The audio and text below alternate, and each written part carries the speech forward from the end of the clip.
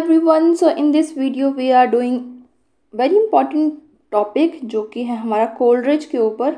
क्योंकि कोलरिज के ऊपर या फिर हम बोले कि रोमांटिसिज्म के ऊपर क्वेश्चन आता है, जिसमें वर्ड्सवर्थ का आ सकता है, लिरिकल बैलेड में इंपॉर्टेंट चीज़ है। या फिर हम बात करें, एक क्वेश्चन आपका आया हुआ था पेपर में कि कोलरिज ने एक गुड पोएट की कौन कौन से क्वालिटीज़ बताए हैं या फिर उनका क्या आइडिया है गुड पोएट को लेके। तो उस वाले आंसर को हम कंप्लीट करने वाले हैं आज की क्लास में। आपको ये मैं प्रोवाइड कर दूंगी ग्रुप में, तो आप वहाँ से ले लेना। तो स्टार्ट करते हैं इसको।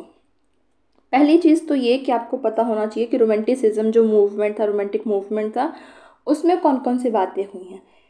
देखो, रोमांटिसिज्म स्टार्ट होता है आपका 1798 पे, ठीक है। 1798 में जब आपका preface to lyrical ballad publish हुआ, मेनली लिरिकल बैलेड पब्लिश हुआ था फर्स्ट एडिशन, उस टाइम पे प्रीफेस नहीं था उसमें।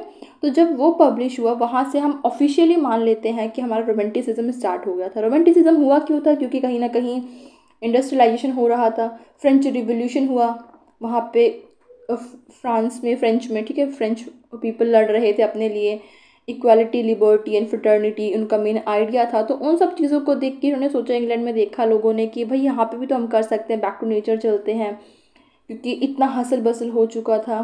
और आपने देखा कि अमेरिकन जो थे, अमेरिका ने भी अपनी इंडिपेंडेंस ले ली थी 1764 में। हज़ारों ऐसी चीज़ें थी जो हो रही थी और उसके अगेंस्ट। और अगर हम लिटरेरी बैकग्राउंड में बात करें तो हमने देखा कि इनलाइटनमेंट की एज थी, जब हम बात करते हैं एज ऑफ जॉनसन की, अलेक्जेंडर पोप की। इन सब ने क्या कर दिया था, बहुत ही एक रिजिड फॉर्मेट इकट्ठा कर दिया था भाई, एक तरीके से स्टैंडर्ड फिट कर दिया था कि जो सिर्फ पढ़े लिखे लोग थे, लिटरेट पीपल थे, उनकी जो पोइट्री थी या फिर वर्क्स थे, वो सिर्फ उन्हीं के लिए थे, उन्हीं को अपील करते थे। उसमें इस तरीके से डिक्शन यूज़ होते थे, राइम स्कीम यूज़ होती थी, आपकी लैंग्वेज यूज़ होती थी, इतनी ज़्यादा टफ होती थी कि जो पर्सन पढ़ा लिखा है, लिटरेट है, या फिर जिसके पास एक अच्छी एजुकेशन है, सिर्फ वही उसे पढ़ पाएगा। लेकिन जो नॉर्मल पीपल है वो तो पढ़ ही नहीं पाएंगे। तो इन सब के अगेंस्ट जो हमने देखा कि रोमांटिसिज्म आता है। और रोमांटिसिज्म जब आएगा तो उसके अंडर में जितने भी आपके पर्सन होंगे, जितने भी राइटर्स होंगे, पोइट्स होंगे, वो एक ही कहीं ना कहीं बात करेंगे, एक ही टॉपिक के अराउंड उनके सारे आइडियाज़ जो हैं वो घूमते रहेंगे। तो हम कर रहे हैं कोलरिज को कवर। कोलरिज ने क्या बोला है?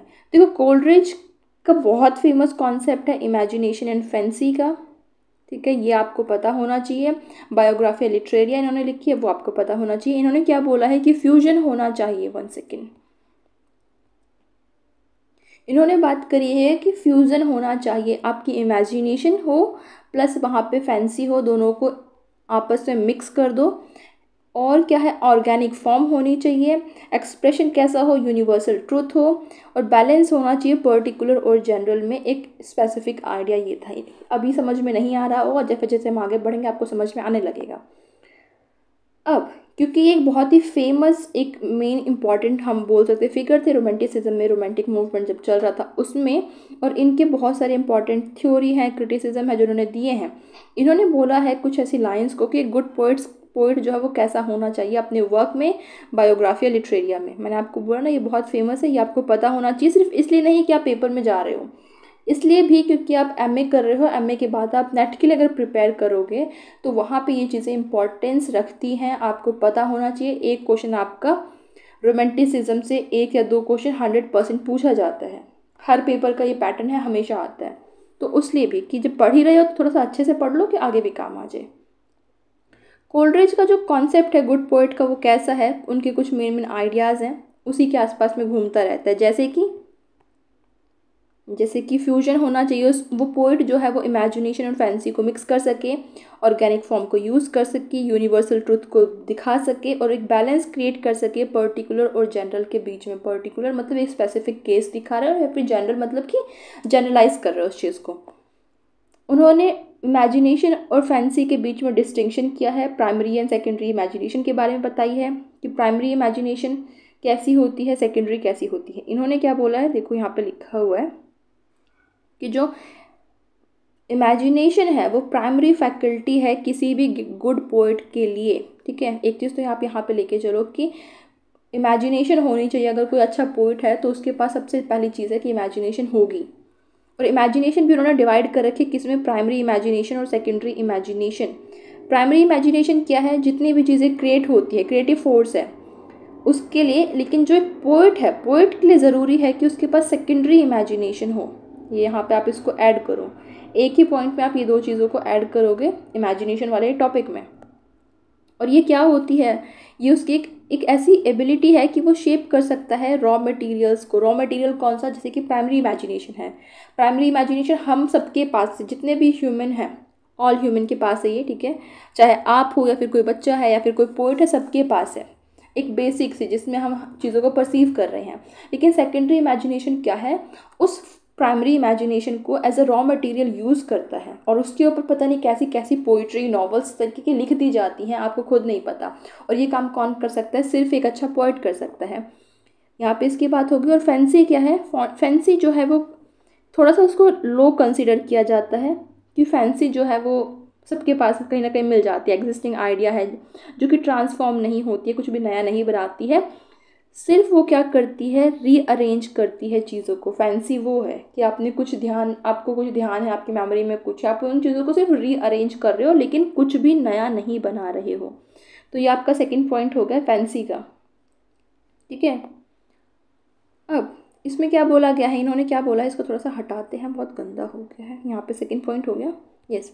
इन्होंने क्या बोला है कि सेकेंडरी इमेजिनेशन ज़रूरी है, जो गुड पोइट है वो उस पर रिलाई करता है अपने वर्क को ओरिजिनल करने के लिए, इमिटेशन नहीं करता है, वो गो बियॉन्ड इमिटेशन, वो इमिटेशन नहीं कर रहा है।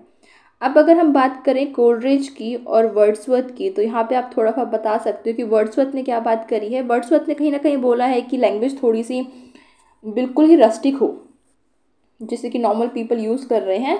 लेकिन कोलरिज ने यहाँ पे थोड़ा सा कॉन्ट्रास्ट किया है। इन्होंने बोला कि जो वर्ड्सवर्थ है वो बोलते हैं कि ऐसी लैंग्वेज यूज़ करो, लेकिन उन्होंने खुद अपने वर्क्स में ऐसा नहीं किया है। वो चीज़ बस एक अलग सी बात है। इन्होंने वर्ड्सवर्थ के साथ कोलैबोरेट किया है, उनके साथ काम किया है, और ये कुछ चीज़ें हैं जो आप पढ़ लेना। उस वैसे इतना कुछ काम का है नहीं, अगर आप एग्जाम्पल दे रहे हो तो आप यहाँ पे उसे यूज़ कर सकते हो। टिंटन एबी एक बहुत इंपॉर्टेंट एग्जाम्पल है। इन्होंने क्या बोला है, should create works with organic form. ये आपका थर्ड पॉइंट हो जाएगा कि उसके पास कौन सी क्वालिटी होनी चाहिए कि वो ऑर्गेनिक फॉर्म में कर सके। Meaning that the structure of a poem should grow naturally.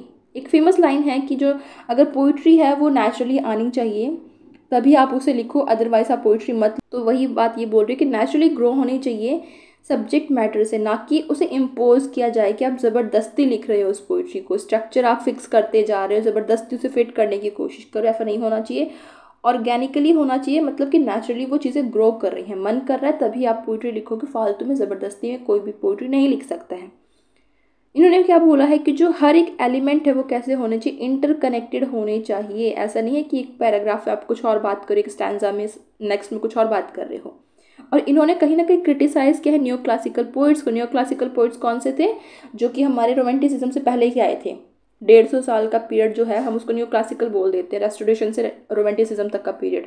तो उस पीरियड के जितने भी पोइट्स थे वो उनको क्रिटिसाइज करते हैं, क्यों, क्योंकि उनके रिजिड एड्रेंस थे, मतलब कि फिक्स्ड रूल्स थे, बहुत स्ट्रिक्ट था, फॉर्म्स एंड रूल, हर एक चीज़ बहुत स्ट्रिक्ट था। तो उसको ये क्रिटिसाइज करते हैं, क्या बोलते हैं, उसके इंस्टीड में क्या बोल रहे हैं, फ्लूइड होना चाहिए कि अपने हिसाब से इंसान उसे लिख सके, नेचुरल अप्रोच हो। ऐसा नहीं है कि एक फॉर्म फिक्स कर दिया आप उसी में करते जा रहे हो, दूसरा नहीं कर सकते हो। अगर आपने पढ़ी है the rhyme of the ancient mariner, वहाँ पे आपने देखा होगा। अब राइम ऑफ, ये क्वेश्चन जो है ना ये इंपॉर्टेंट है, आप एक बार इसे पढ़ लेना। अगर आपके पास टाइम होगा किसी ज़माने में तो आप इसे पढ़ना ज़रूर, एक अच्छी पोइट्री है। आगे इन्होंने क्या बोला है कि वो सीख करते हैं किसको, यूनिवर्सल जो ट्रूथ है वो उसको दिखा सके अपने वर्क्स में। ऐसा नहीं है कि कुछ भी कोई दिखाने का कोई लॉजिक नहीं है। जो यूनिवर्सल ट्रूथ है, जो सच्चाई है, उसे दिखा सके, टाइम एंड स्पेस को दिखा सके, ह्यूमन एग्जिस्टेंस के ऊपर जो उसका मतलब जो उसका रिफ्लेक्शन है। पोइट की जो इमेजिनेशन है वो विजन है, कम्युनिकेट करती है डीप इमोशंस को। अब जो पैराडाइज लॉस्ट है ये इस एरा का वर्क नहीं है, पहली बात तो ये, ठीक है। पैराडाइज लॉस्ट कौन सा है, जॉन मिल्टन का है। John Milton civil time period पे आते हैं, जब आपका सिविल वॉर हो रहा था उस टाइम पीरियड पे आते हैं। It's a prime example of work that express universal truth. उन्होंने इसका एग्जाम्पल दिया है, क्यों, क्योंकि आपने देखा कि एडम एंड ईव की जो बात हो रही है वो, ठीक है, फॉल, ये एपिक टेल जो फॉल ऑफ मैन है उसकी बात हो रही है, तो उसका इन्होंने एग्जाम्पल दे दिया है। प्लस अगर हम बात करें तो बैलेंस करना है किसके बीच में, पर्टिकुलर एंड जनरल के बीच में। कि वो क्या करेगा, स्पेसिफिक डिटेल्स को भी देगा, इंडिविजुअल एक्सपीरियंस के बारे में भी बताएगा। ऐसा नहीं है कि सिर्फ अपनी बात कर रहा है, लोगों से कनेक्ट नहीं कर पा रहे हैं, तो अपने ऐसे आइडियाज़ के साथ, अपने ऐसे एक्सपीरियंसेस के साथ वो बताएगा कि लोग उसे कनेक्ट करें, क्योंकि वो आपके साथ सिर्फ नहीं हुआ है, वो एज अ जनरल सबके साथ वो चीज़ें होती हैं, ऐसी चीज़ों को वो यूज़ कर सके, बैलेंस कर सके। तो वहाँ पे इसकी हम बात कर रहे हैं। ये बैलेंस कैसा होगा, रिलेटेबल होना चाहिए, प्रोफाउंड होना चाहिए, ताकि वो रीडर को इंगेज कर सके। अगर सोचो मैं कोई चीज़ लिखती हूँ और वो एक ऐसी सिर्फ इंडिविजुअल है, इंडिविजुअल एक्सपीरियंस के ऊपर बेस है, बहुत ही पर्टिकुलर एक्सपीरियंस मैं बता रही हूँ, आप उसे कनेक्ट ही नहीं कर पा रहे हो, आप अगले दिन मेरी पोइट्री को नहीं पढ़ोगे। एक बार गलती से ख़रीद भी लिया तो उसको भी पूरा नहीं पढ़ोगे, क्योंकि आप कनेक्ट नहीं कर पा रहे हो। लेकिन अगर मैंने कोई ऐसी चीज़ लिखी जो आपको सीधे कनेक्ट कर रही है एफ जनरल तौर पे, कि मेरी जो चीज़ है वो जनरल है, जनरलाइज हो रही है, लोगों से कनेक्ट कर रहे हैं, आप मेरी पोइट्री को अगली बार भी पढ़ोगे, खरीदोगे उस बुक को। तो यही चीज़ यहाँ पे हो रही है कि मल्टीपल लेवल पे जो रीडर है वो उससे कनेक्ट हो सके, रिलेटेबल हो सके। वर्ड्सवर्थ का एक वर्क है ये, अगर आपको लिखना है तो लिखना, नहीं तो छोड़ देना, कोई प्रॉब्लम नहीं है। वो उसका एक एग्जाम्पल है। तो हम क्या बोल सकते हैं कि जो कोल्ड्रिच है उनका क्या बिलीव है कि गुड पोइट्री कैसी होनी चाहिए, जेन्युइन इमोशन होने चाहिए, ऑथेंटिक ह्यूमन एक्सपीरियंसेस होने चाहिए। पोइट का काम क्या है कि वो चैनल करे अपनी इमोशंस को, अपनी चीज़ों को, और लोगों के साथ एक डीप कनेक्शन को क्रिएट करे, मतलब कि रीडर के साथ। तो ये है। और गुड पोइट में क्या होनी चाहिए, मल्टीफेसिटेड होना चाहिए, एक ही चीज़ ना करे, बहुत चीज़ों को करे, इमेजिनेशन हो, ऑर्गेनिक फॉर्म हो, मतलब कि जो खुद से आए, नेचुरली आए, इम्पोज ना किया गया हो, एक्सप्रेशन हो यूनिवर्सल ट्रुथ का, बैलेंस होना चाहिए। ये सब चीज़ें उन्होंने कुछ बात करी हैं। और लैंग्वेज आप इसमें ऐड कर सकते हो अपनी मर्जी से, जैसे कि लैंग्वेज आपकी रस्टिक हो, नेचर के नज़दीक हो, सब्जेक्ट मैटर ऐसा हो, जो कि एक जनरल पॉइंट्स है। जब आप रोमांटिसिज्म पढ़ते हो तो वहाँ पे आपको पता चल जाएगा। सो या I will see you in the next video. और हम करेंगे आइए रिचर्ड्स को, और भी बहुत सारे मैंने ऐसे आंसर्स लिखे हुए जिसको हम कवर करेंगे। सो या बाय बाय।